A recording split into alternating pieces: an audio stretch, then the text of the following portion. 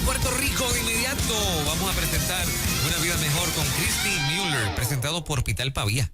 En Pavía, Arecibo, tu salud y la de los tuyos está en buenas manos. El hospital más completo de la región norte ofrece guardia de cardiología, ginecología, gastroenterología, ortopedia y cirugía.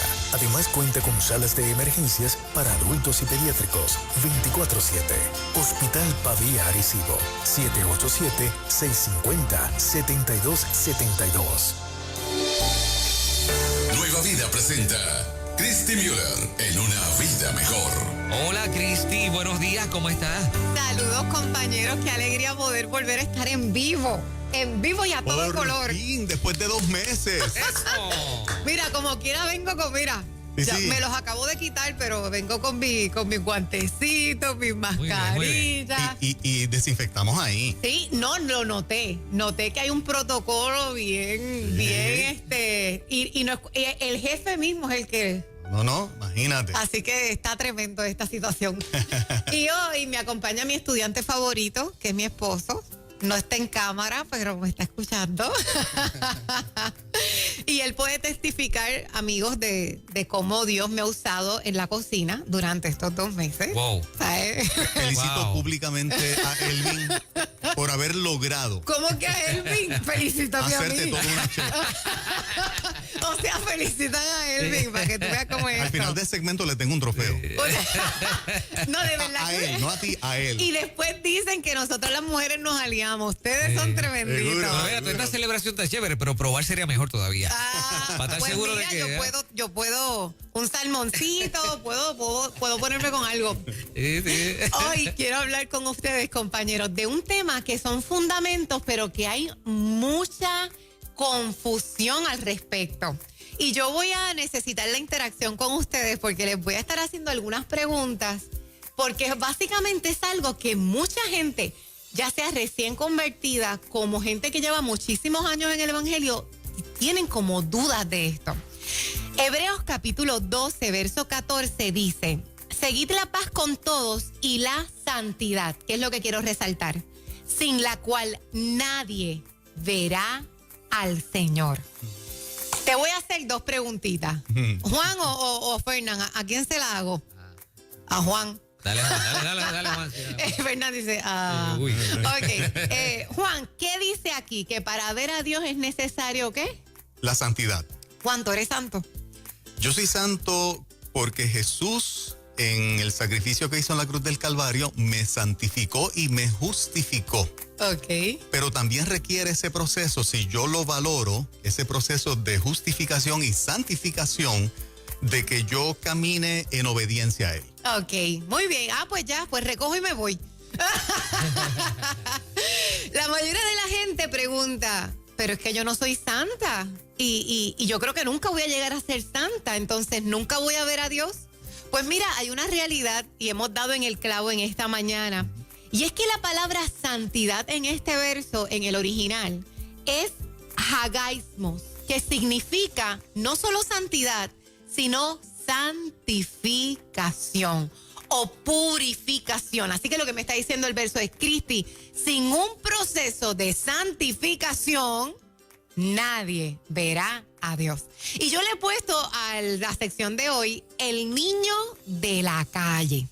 Yo les quiero traer esto para que sea bien clara esta realidad, porque hay 2 cosas que necesitamos en el Evangelio. Número 1, aceptar a Jesús como Salvador personal.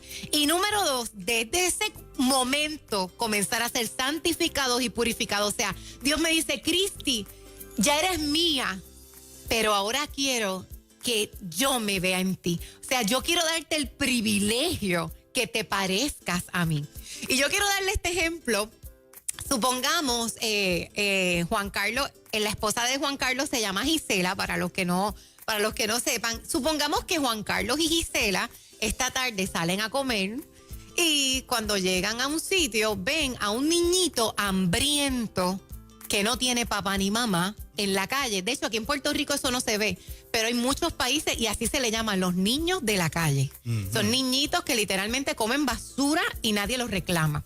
Y supongamos que Gisela y Juan, cuando ven a ese niñito, dicen: no, yo quiero adoptar ese nene. Y Gisela y Juan cogen y van al registro demográfico y hacen todo lo que tienen que hacer y adoptan a ese niñito, y desde que Gisela y Juan firman, ese niño es de ellos.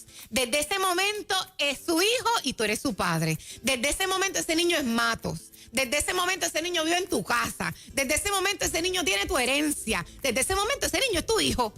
Pero cuando llegan a la casa después de adoptarlo, siendo Matos, siendo ya hijo, siendo ya de la casa, Gisela y Juan se sientan a comer con sus cubiertos bien chévere y el niño agaja con las manos y empieza a comer.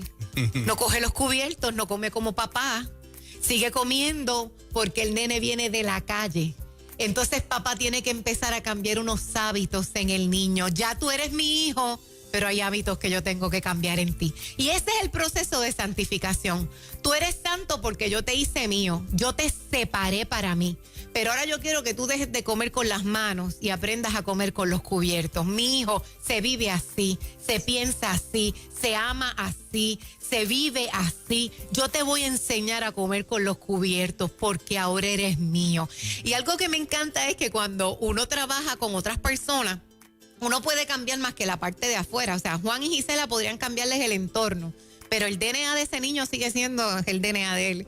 Lo lindo del Espíritu Santo es que Dios te cambia desde adentro. Él cambia el alma del hombre. Así que cuando Dios nos hace suyos, no solamente va a cambiar entorno, Él cambia desde adentro para dejar de ser un niño de la calle. Por eso es tan importante el proceso de la santificación. Porque no solamente se trata de que Cristi es hija, se trata de que Cristi va a empezar a comer como su padre, a vivir como su padre, a pensar como su padre, a relacionarse como su padre. Qué cosa tan maravillosa. Espectacular. Qué oportunidad, ¿verdad? Así es. Cuando nosotros vamos al Viejo Testamento nos damos cuenta que esta es una realidad que Dios le enseña desde el pueblo de Israel. Y yo solo quiero repasar rapidito, pero antes quiero dejarles este verso en su corazón. 1 Corintios 1:2 dice: a la iglesia de Dios que está en Corinto, a los santificados en Cristo Jesús, llamados a ser santos. Hay una cuestión cuando Dios nos separa como hijos y hay otra a que somos llamados a aprender a comer con esos cubiertos, ¿verdad? Así que yo quiero traerles, porque nosotros vemos a Dios desde el Antiguo Testamento hasta el Nuevo Testamento y es el mismo carácter. Fíjate que Dios hace esto. El niño de la calle era Israel. Somos tú, somos yo, pero era Israel en el Viejo Testamento. Y fíjate que Dios hace este pueblo suyo. Dice, desde ahora ustedes serán mi pueblo y yo seré su Dios. Y después les dice, serán mis hijos. Rápido se pone como papá. Desde el libro de Éxodo él dice, yo soy su padre. Entonces ya ahí es santo, yo te hago santo, porque lo que significa es yo te separo, yo te hago mío. Pero entonces lo lleva ¿a dónde? Al desierto, a la purificación. Y algo bien interesante, mis hijos, es que la gente, escúchame bien esto, la gente que llegó al desierto no fue la misma gente que entró a Canaán. Esa no fue la generación. Porque todo el que vivió en Egipto, que es la tierra del pecado, murió en el desierto. Pero todo el que vivió en el desierto, vivió entonces en Canaán. No sé si lo puedes captar. Todos estos hábitos nacieron en el pecado. Y yo me relaciono de esta forma y yo pienso de esta forma y es contrario a lo que Dios me dice. Pero Dios me lleva al desierto. Y el desierto es ese periodo donde yo, por medio de las circunstancias de la vida, oye, que casi siempre son difíciles, y por medio de su palabra yo soy santificada. Fíjate que en el desierto el pueblo de Israel reconoció su corazón y espérate que hablar así está mal. Ay, yo le había hablado así a mi madre toda la vida y ahora yo entiendo que eso está mal. Ahora, adiós, que vestir así está mal. Ay, yo pensaba que vestir así estaba bien. Y comienzas a darte cuenta que hay unas cosas en ti que deben de cambiar. Entonces el Espíritu Santo te va llevando por ese desierto, vas pasando por unas situaciones también de vida que muchas veces son dolorosas y con su palabra Dios te va purificando, te va enseñando a comer con los cubiertos. Y luego vamos ¿a dónde? A Canaán. Nuestra Canaán es la tierra prometida, la eternidad. Yo no voy a ser perfecta hasta que yo llegue a la eternidad, pero sí puedo ser, y lo voy a decir bien grande, obediente. Cristi no puede ser perfecta, pero Cristi puede ser obediente. ¿Y a qué Dios nos llama cuando hablamos de la obediencia? A no pecar. Vamos a ver, Fernán, si yo te pregunto a ti, ¿qué es pecado? Hacer lo malo. Pecado, dice Fernán, que es hacer lo malo. Sí. Muy bien. ¿Tú tienes otra definición, Juan? Yo solamente le añado saber lo que es bueno, pero decidir no hacer. Muy bien. Hay dos palabras en el Nuevo Testamento que hablan de lo que es pecado. Y justamente, muchachos, es lo que ustedes están diciendo, pero algo que es maravilloso del lenguaje hebreo y griego es que todo se representa, las palabras son ilustrativas. Es que Dios es tan lindo. A mí me encanta porque Él nos enseña como un maestro, como un papá. Y estas dos palabras que usa para pecado una de ellas es harmatano, que significa errar al blanco. Dios me está diciendo, Cristi, ¿tú sabes estos juegos de tirarle al blanco? Sí. ¿Tú eres bueno en puntería? Malo. Yo también. ¿Y tú, Juan, también? No, yo estoy con Fernán. O sea, los tres somos malos aquí. Sí. Pues Dios me dice, Cristi, hay un blanco. El blanco es lo que yo he dicho que es la verdad absoluta mía. No es lo que tú piensas, no es lo que el profesor de la universidad piensa, no es lo que tus amigos piensan, no es lo que no es lo que el gobierno piensa. El blanco lo pongo yo, mi verdad absoluta. Entonces yo digo, pues chévere, entonces la verdad absoluta es lo que Dios dice que está bien y lo que Dios dice que está mal, no lo que a mí me parece, sino lo que Él dice. ¿Ves? A mí me parece que hablar mal del que me hace mal es justo, pero Dios dice, al que te hace mal tú le vas a pagar con bien. El blanco es lo que Él dice, no lo que yo pienso. Entonces Cristi apunta y en vez de darle al blanco falló. Y Dios me dice, cada vez que tú te vayas por lo que tú crees y no por lo que yo te he dicho, tú estás pecando, mamá, porque errar está cerrando al blanco. La segunda palabra que se usa para pecado es paráptoma. Y paráptoma significa desviación intencional. Y esto es bien tremendo porque fíjate que si tú vas por un camino y te desvías, tú estás saliéndote otro camino. Pero fíjate que aquí es intencional. O sea, el pecado tiene que ver con que tú tienes la intención. Por ejemplo, supongamos que Fernán me dijo algo, pero él no tenía la intención de lastimarme. Él no tenía la intención en lo más mínimo de herirme, de humillarme. Él me ama y como amigo me dijo algo, pero a mí me lastimó. ¿Eso es pecado? No. Él no se desvió intencionalmente. Él no se desvió intencionalmente. Él no hizo eso queriendo hacerme un daño. Entonces la Biblia es clara. La Biblia dice, cuando la desviación es intencional, cuando hay un motivo, mire, nosotros sabemos, cada vez que usted suelta una frase y usted sabe que usted lo dijo para lastimar, usted lo sabe. Y Dios me está diciendo, no te hagas la boba, que cuando es intencional, tú sabes que estás pecando. Así que en este proceso de santificación, Dios me está diciendo, Cristi, yo lo que te quiero limpiar a ti es del pecado, que ya tú dejes de errar al blanco y que ya tú dejes de desviarte de forma intencional. ¿Cuánto tiempo me queda? Tienes todavía como 6, 7 minutos. Muy bien, seguimos. Sí, muy bien. Así que una cosa son los errores y otra cosa es cuando nosotros intencionalmente lo hacemos. Miren, yo les quiero contar algo, muchachos. Porque definitivamente Dios ha puesto sus leyes en nuestro corazón. Por eso es que el blanco está claro. Porque aunque tú no te sepas toda la Biblia, ni yo me sepa toda la Biblia, aunque no sepamos todos los misterios, Dios ha puesto no solamente a su Espíritu Santo, sino que antes de nosotros antes de haber aceptado a Jesús, Él nos dio una conciencia. Y así escribió las leyes en el corazón del hombre. Yo recuerdo que una vez un profesor mío, yo estaba en una organización misionera y un profesor nos contó que él fue a una tribu en México que tiene su propio dialecto, tiene sus propias leyes, tiene su propia, ¿verdad? Ellos son cultura aparte. Y él dice que cuando él llega, lo primero que hace un misionero es preguntar dos cosas. Número uno, ¿quién es el líder aquí o cuál es el gobierno de aquí para presentarme delante de él? Y número dos, ¿cuáles son las leyes de aquí? Esas son las dos cosas que un misionero pregunta. Dice que cuando el traductor, una persona, ¿verdad?, que hablaba el dialecto, le pregunta al jefe cuáles son las leyes de ahí, para sorpresa de mi profesor, le trajeron los 10 mandamientos. No estaban en el mismo orden que lo tenemos en la Biblia, pero estaban los 10. Entonces él dijo, permíteme preguntarle, ¿quién le dio esto? ¿Cómo ustedes lo adquirieron? Y el líder le dice, nosotros lo escribimos. Y él le dice, pero ¿cómo que ustedes lo escribieron? ¿Cómo ustedes sabían que esas cosas están mal? Y él dice, sencillo, porque nos enfermamos del estómago. Cuando nosotros mentimos, nos enfermamos del estómago. Cuando nosotros adulteramos, nos enfermamos del estómago. ¿Tú sabes lo que es eso? Dios ha escrito las leyes en el corazón del hombre. Tú sabes cuando tú estás haciendo algo mal. Tú lo sientes, hay una conciencia.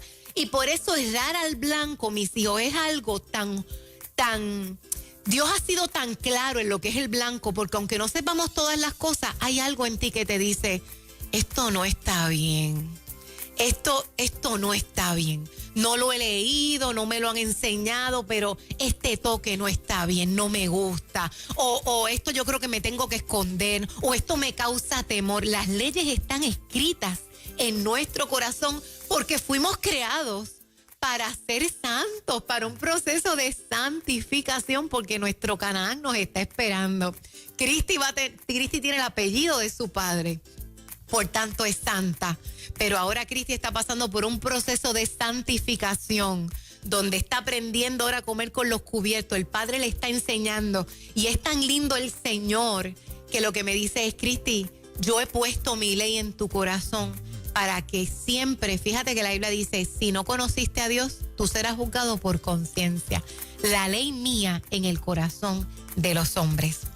Yo quiero ir finalizando con este verso, porque este verso es un verso bien revelador y me debe llevar a querer atinarle al blanco.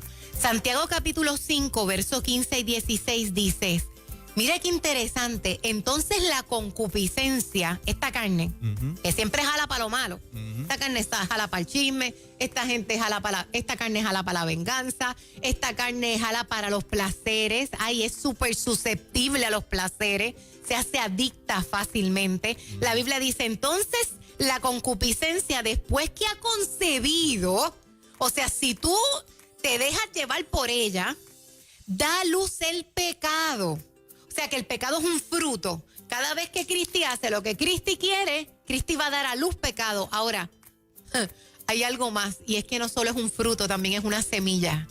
Y es la parte más tenebrosa y espeluznante del asunto, porque dice el verso, y el pecado siendo consumado, da luz muerte.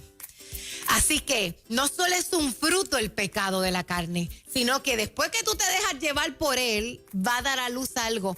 Si yo pregunto, yo estoy segura que no hay mamá que me diría, yo quisiera dar a luz un bebé muerto. Yo creo que no hay cosa más cruel que tener que dar a luz un bebé muerto. Porque es que nosotros no fuimos creados para la muerte. Y la muerte nos sigue pareciendo algo tan extraño y tan antinatural, aun cuando sepamos que es natural. Pero es porque no fuimos creados para la muerte. Entonces, que tú me digas a mí, Cristi, si tú te dejas llevar por tus emociones, por lo que tú quieres hacer, por tus sentimientos, por esta concupiscencia, tú vas a parir pecado. Y ese pecado va a parir a su vez muerte para tu vida. Y esto no es una metáfora. Muerte en todos los sentidos.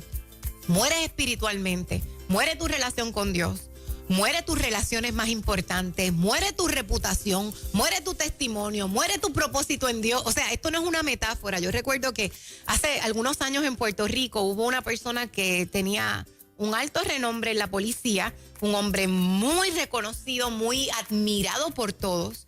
Y este hombre comenzó a ver pornografía. Yo estoy segura que cuando él le dio rienda suelta a su concupiscencia para dar pecado, jamás se imaginó que el pecado iba a darle a luz muerte.